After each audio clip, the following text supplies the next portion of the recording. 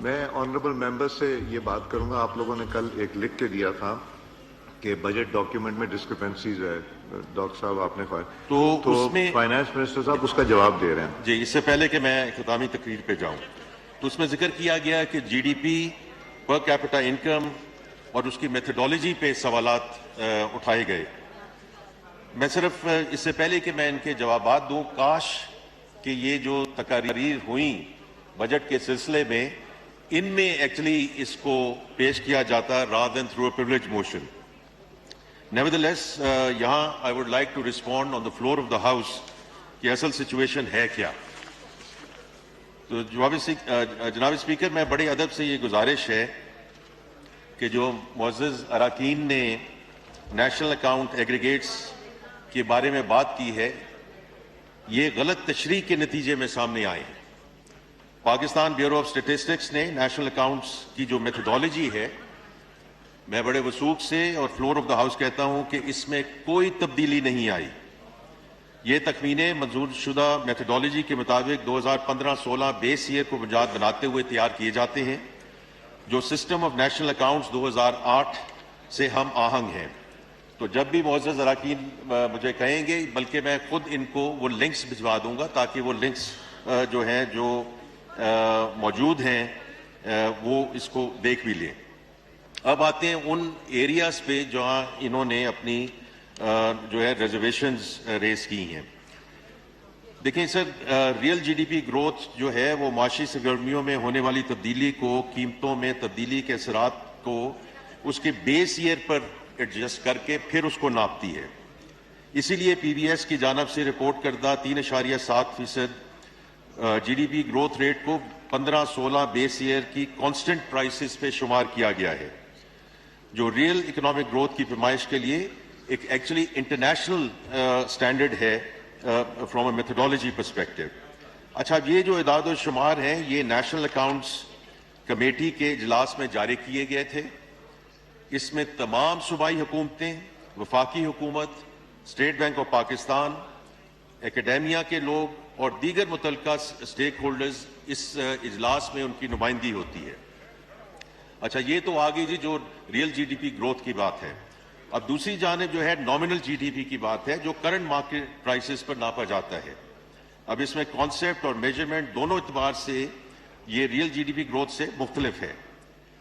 سو یہ سمجھنا بہت ضروری ہے، اور اسی لیے ایس این اے 2008 اور again in line with international standards مالی سال 2025 میں معیشت کا حجم، again nominal G D P, یہ 408.2 ارب امریکی ڈالر سے بڑھ کر مالی سال 2026 میں 452.1 ارب امریکن ڈالر کا اس کا تخمینہ تھا جو ہم نے پیش کیا. اچھا، اب اس میں جو روپی ویلیو ہوتی ہے نامنل جی ڈی پی کو، کہ اس کو ایوریج ایکسچینج ریٹ کے ذریعے امریکی ڈالر میں تبدیل جو ہے اس کو تبدیل کیا جاتا ہے to get to the actual dollar value.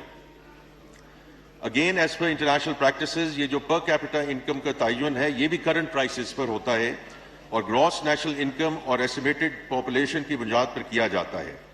اب یہ جو گراس نیشنل انکم ہے یہ نامنل جی ڈی پی اور بیرون ملک سے حاصل ہونے والی نیٹ فیکٹر انکم کا مجموعہ ہوتی ہے، اور اس میں بنیادی طور پہ جو ورکرز ریمیٹنسز ہیں وہ شامل کیے جاتے ہیں.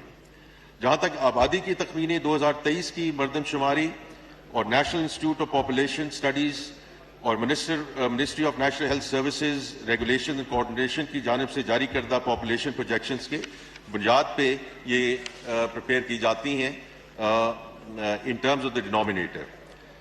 جناب اسپیکر، میں آخر میں پھر یہ واضح کرنا چاہتا ہوں کہ یہ جو اکنامک انڈیکیٹرز کی رپورٹنگ کے لیے استعمال ہونے والی جو میتھڈالوجی ہے اس میں بالکل کوئی تبدیلی نہیں لائی گئی. اور میں ان معزز اراکین کے سامنے یہ جو 2018 کے مالی سال جب ایکچولی ان کا دور حکومت تھا اس کے بھی میں نے اعداد و شمار جو ہیں اس چارٹ میں لگا دیے ہیں جو ان کی ہم خدمت میں پیش کر دیں گے تاکہ یہ واضح ہو جائے کہ there is consistency of measurement from administration to administration, اور اس میں کوئی تبدیلی نہیں آئی. تو آپ کی اجازت سے یہ جو رسپانس ہے جی میں ان معزز اراکین تک ہم پہنچا بھی دیں گے. جناب اسپیکر، آپ کی اجازت سے اب میں اختتامی بجٹ تقریر پہ بات کرنا چاہوں گا۔ جناب اسپیکر، الحمدللہ ہماری کوششیں رنگ لائی ہیں، خطے میں جنگ کے بادل چھٹ گئے ہیں اور امن کی فاختہ پھر سے اڑنے لگی ہے۔ پاکستان نے جس خلوص اور دل جمی کے ساتھ امریکہ ایران جنگ رکوا کر ایک مخلص ثالث کا کردار ادا کرتے ہوئے 4 دہائیوں سے متحارب دونوں ممالک کو مذاکرات کی میز پر اکٹھا کیا، ان کی پرخلوص میزبانی کی اور ان کے باہمی اختلافات دور کر کے امن کی دستاویز پر دستخطوں کو ممکن بنایا، اس سے ہمارے ملک اور قوم کا وقار بلند ہوا اور قوموں کی برادری میں ہمیں بے پناہ عزت و تحسین ملی۔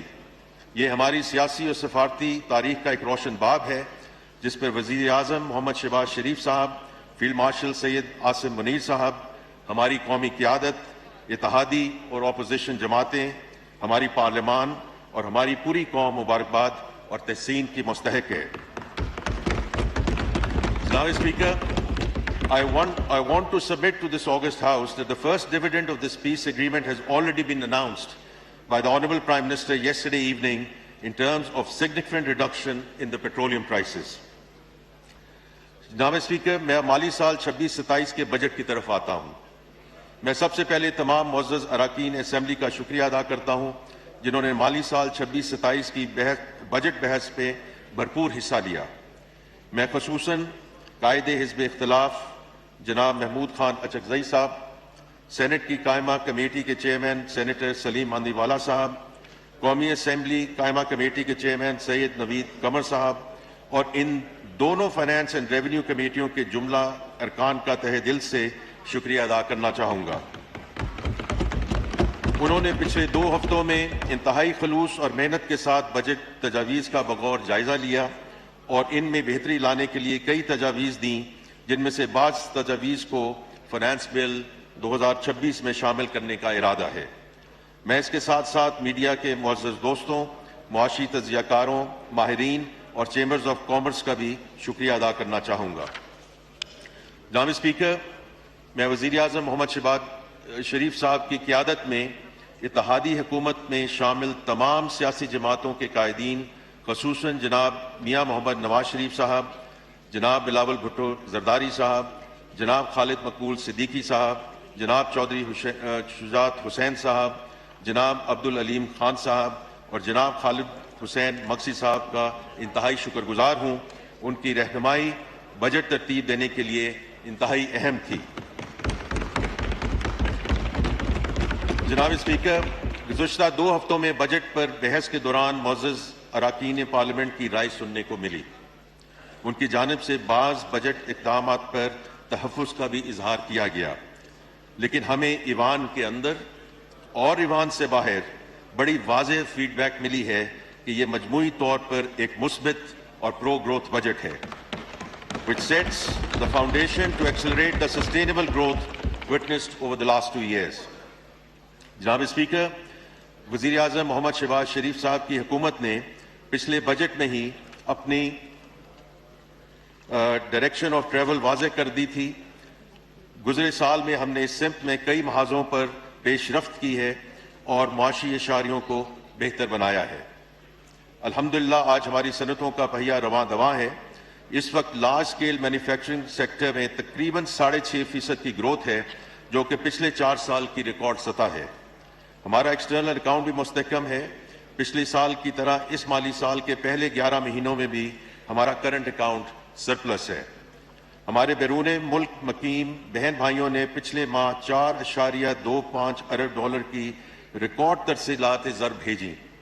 انشاءاللہ مجھے کبھی امید ہے کہ ہم اس سال 41 ارب ڈالرز ریمیٹنسز کا اپنا ہدف عبور کر لیں گے۔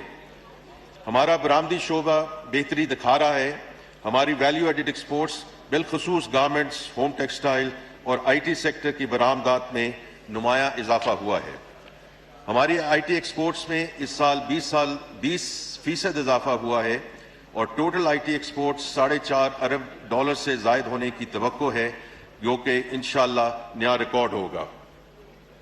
ہمارے نوجوان فری لانسرز نے بھی اس سال ایکسپورٹ ارننگز کا نیا ریکارڈ قائم کیا ہے اور اب تک $1.6 ارب کی ریکارڈ ارننگز حاصل کر چکے ہیں۔ میں اپنی تقریر میں آگے چل کر بعض بجٹ اقدامات کا ذکر کروں گا جن سے ہمارے ایکسپورٹ لیڈ گروتھ کے ایجنڈا کو مزید تقویت ملے گی۔ جناب اسپیکر، ہماری حکومت اور اس بجٹ کا بنیادی ہدف ایکسپورٹ لیڈ گروتھ ہے جو پائیدار اور انکلوسیو ہو، جس سے پروڈکٹیوٹی میں اضافہ ہو اور روزگار کے مواقع پیدا ہوں۔ ہم اکثر یہ سنتے اور دیکھتے ہیں کہ ہمارے ہاں ڈاکومنٹڈ کارپوریٹ سیکٹر اور تنخواہ دار طبقے کو زیادہ ٹیکس کا بوجھ سہنا پڑتا ہے۔ حکومت نے اس بجٹ میں اس رجحان اور سوچ کو بدلا ہے اور برڈننگ کی بجائے براڈننگ اور ڈیپننگ پر فوکس کیا ہے۔ جناب اسپیکر، ہم نے اس تبدیلی کا آغاز پچھلے بجٹ میں کر دیا تھا اور اپنی سمت واضح کر دی تھی۔ اس بجٹ میں ہم نے اس حوالے سے اضافی اور ٹھوس اقدامات اٹھائے ہیں اور ایکوٹی اور فیئرنیس کے اصولوں کو مد نظر رکھتے ہوئے موجودہ ٹیکس گزاروں بالخصوص تنخواہ دار طبقہ، چھوٹے کاروباروں، صنعتوں، ایکسپورٹرز اور تعمیرات کے شعبوں پر ٹیکس کا بوجھ کم کیا ہے، جبکہ برآمدی شعبے اور زراعت کے لیے رعایتی قرضوں کی فراہمی کو یقینی بنایا گیا ہے۔ ٹیکس نیٹ کو وسعت دینے کے لیے ریٹیلرز کو ایک آسان اسکیم کے ذریعے نظام کا حصہ بنایا ہے اور کمپلائنس اور انفورسمنٹ کو مزید بہتر اور مؤثر بنانے کے لیے جامع اقدامات اٹھائے ہیں۔ جناب اسپیکر، ہم نے ٹیکس نظام میں بنیادی اصلاحات کی ہیں جن کا سلسلہ پچھلے 2 سال سے جاری ہے۔ ہم نے ٹیکس پالیسی کو ٹیکس ایڈمنسٹریشن سے الگ کیا ہے۔ ہم انہی اصلاحات کے تسلسل میں ایک نیا ٹیکس آپریٹنگ ماڈل متعارف کروا رہے ہیں جس میں ٹیکس گزار اور ٹیکس افسر کے درمیان انٹریکشن ختم ہو جائے گا اور آڈٹ، تشخیص اور نفاذ کا تمام تر عمل ایک خودکار اور فیسلیس نظام کے تحت سر انجام پائے گا۔ ان اصلاحات کا سادہ اور واضح مقصد ڈیجیٹائزیشن اور AI کے استعمال کے ذریعے ثوابدیدی اختیارات ڈسکریشنری پاس ختم کر کے ہراسمنٹ کے واقعات کا سدباب کرنے کے ساتھ ساتھ شفافیت اور ٹیکس قوانین کی تعمیل کو فروغ دینا ہے۔ جناب اسپیکر، بجٹ پر بحث کے دوران بعض معزز اراکین کی جانب سے FBR کی کارکردگی اور ٹیکس محصولات کے حصول پر بات کی گئی ہے۔ ہم تعمیری اور مثبت تنقید کا خیر مقدم کرتے ہیں، لیکن اس تنقید کو سیاق و سباق میں رکھنا ضروری ہے۔ میں معزز ایوان کے سامنے ایک کمپیریٹیو انالیسز رکھنا چاہتا ہوں۔ ہم نے دیکھا کہ 1988 سے لے کر 2011 تک یعنی کہ 23 سالوں میں $14 ارب کے اضافی محصولات جمع کیے گئے۔ اسی طرح اگلے 13 سالوں یعنی 2011 سے 2024 تک کے عرصہ میں بھی $14 ارب کے اضافی محصولات جمع کیے گئے۔ اس کے مقابلے میں ہماری حکومت نے محض پچھلے 2 سال کی مختصر مدت میں $14 ارب کے اضافی محصولات حاصل کر لیے ہیں۔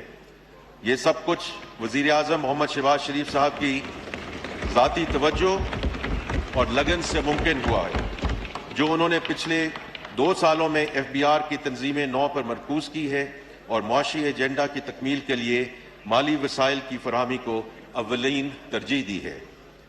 جناب اسپیکر، اس بجٹ پر بحث کے دوران کئی معزز اراکین اسمبلی کی جانب سے زراعت کے شعبے پر گفتگو کی گئی۔ میں اس بحث کا خیر مقدم کرتا ہوں کیونکہ زراعت ہماری معیشت کی ریڑھ کی ہڈی ہے۔ میں اس معزز ایوان پر یہ بات واضح کرنا چاہتا ہوں کہ حکومت نے زراعت اور کسانوں کے لیے خاطر خواہ ریلیف اور ترقیاتی پیکیجز کا اعلان کیا ہے۔ حکومت نے زرعی پیداوار بڑھانے اور چھوٹے کاشتکاروں کو قرضے دینے کے لیے زرخیزی اسکیم شروع کر دی ہے، جس کے تحت $300 ارب کے بلا سود and even more importantly collateral فی قرضے فراہم کیے جا رہے ہیں اور اس اسکیم سے 7.5 لاکھ چھوٹے کاشتکار مستفید ہوں گے۔ وزیر اعظم youth agriculture and business loan scheme کے تحت زرعی شعبے میں $109 ارب سے زائد کے قرضے دیے جائیں گے، جس کی سبسڈی کے لیے اس بجٹ میں $9.5 ارب مختص کیے گئے ہیں۔ کھاد کی قیمتیں کنٹرول میں رکھنے کے لیے $15.8 کا پیکج دیا گیا ہے، جس میں یوریا کھاد پر $10 ارب کی سبسڈی بھی شامل ہے۔ وفاقی حکومت نے ترقیاتی پروگرام کے تحت زراعت اور لائف سٹاک کے ترقیاتی منصوبوں کے لیے $4.2 ارب مختص کیے ہیں۔ ان میں 2 جاری منصوبے اور 1 نیا منصوبہ شامل ہے۔ زراعت کو جدید بنانے کے لیے تقریباً 2 ارب روپے کا امپورٹ ڈیوٹی ریلیف دیا جا رہا ہے، جس کے تحت 175 ہارس پاور سے زائد کے ٹریکٹرز، مکئی کی کٹائی کے لیے مشینوں، کمبائن ہارویسٹرز، زرعی پمپس اور اسپیئر پارٹس پر ڈیوٹیاں مکمل طور پر ختم کر دی گئی ہیں۔ کھیت اور فارم کو جدید خطوط پر استوار کرنے کے لیے مارک اپ سبسڈی اور رسک شیئرنگ اسکیم کی مد میں 5 ارب روپے مختص کیے گئے ہیں۔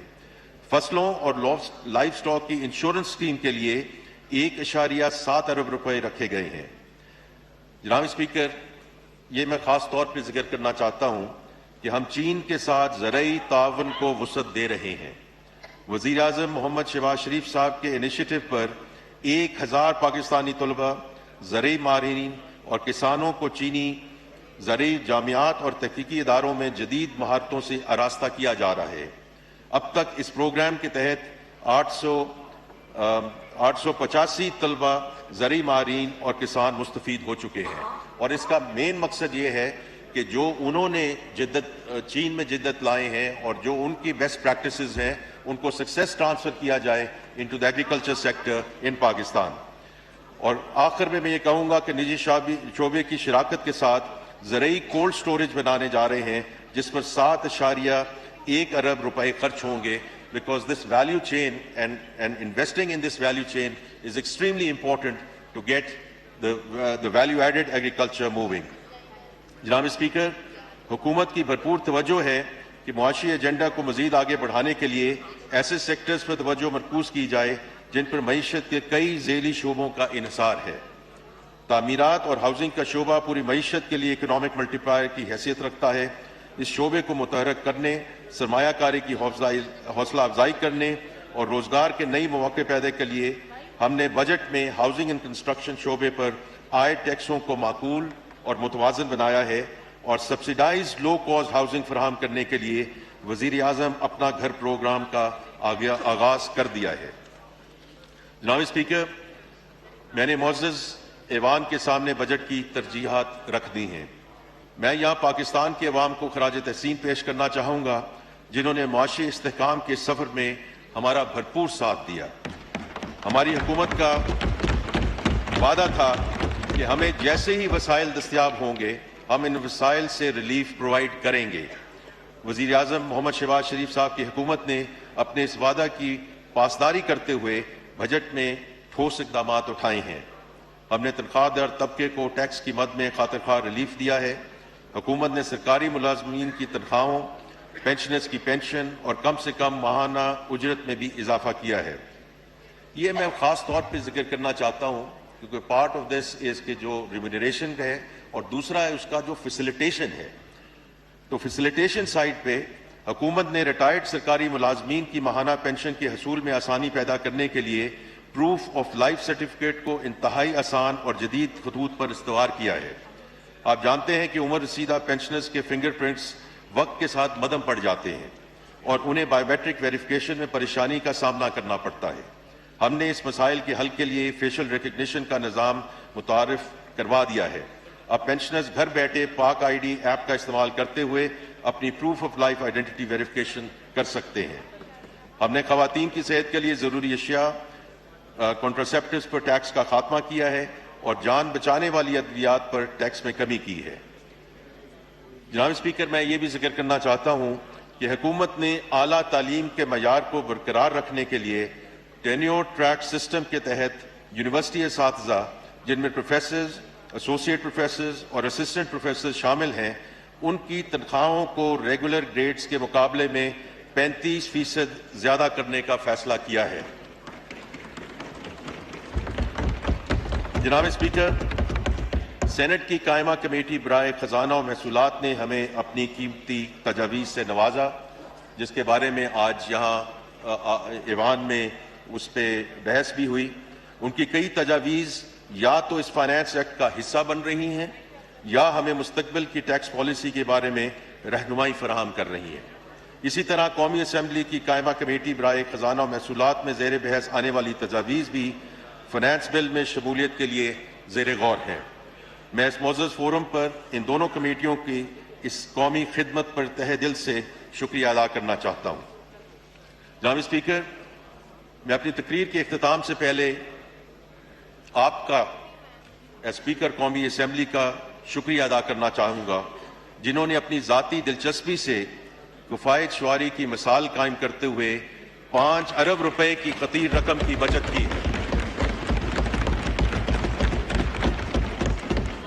मैं सेनेट चेयरमैन का भी शुक्रिया अदा करता हूं कि उन्होंने भी किफ़ायत शुआरी का मुजाहरा करते हुए 1 अरब रुपए की रकम की बचत की है। ये पार्लियामेंट की तरफ से ऑस्टेरिटी ड्राइव की मद में एक बहुत पॉजिटिव कंट्रीब्यूशन है, जिसे सराहा जाना चाहिए।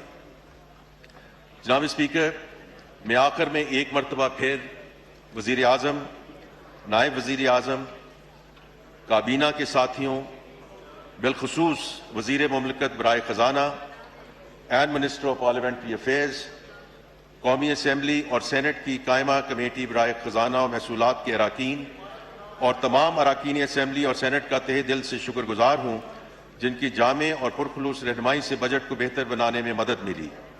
मैं सेक्रेटरी ख़जाना, chairman FBR, DG tax policy office और उनके रुफ़का का तहे दिल से मशकूर हूँ, जिन्होंने बजट तरतीब देने और बजट तजावीज़ का बगौर जायज़ा लेने में अहम किरदार अदा किया है।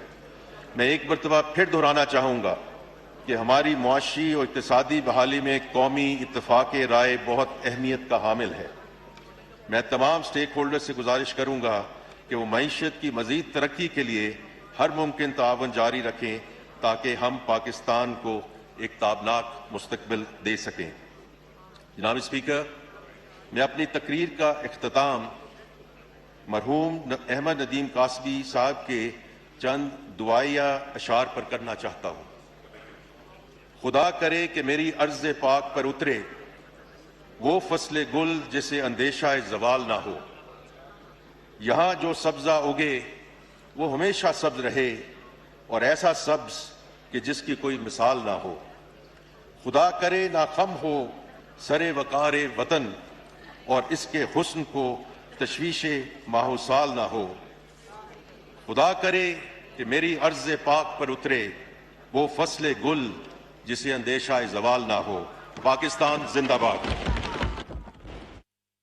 वफाकी वज़ीर ख़ज़ाना कौमी असम्बली इजलास के बाद बाकायदा तौर पर इजहार ख्याल कर रहे थे। उनकी जानिब से बजट बहस को समेटा गया है। ग्रोथ रेट और महंगाई से मुतालिक अरकान के सवालों के जवाब दिए गए हैं।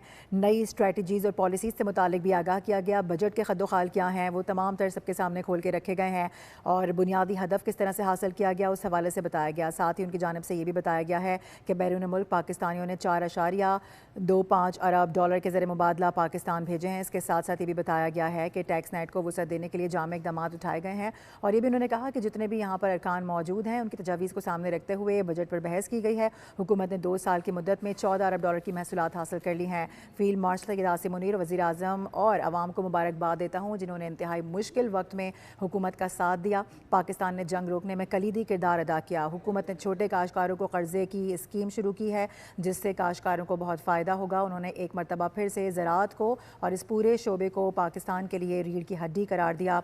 साथ ही उनकी जानिब से कहा गया कि खित्ते से जंग के बादल छट चुके हैं और अच्छे दिन का आगाज़ हो।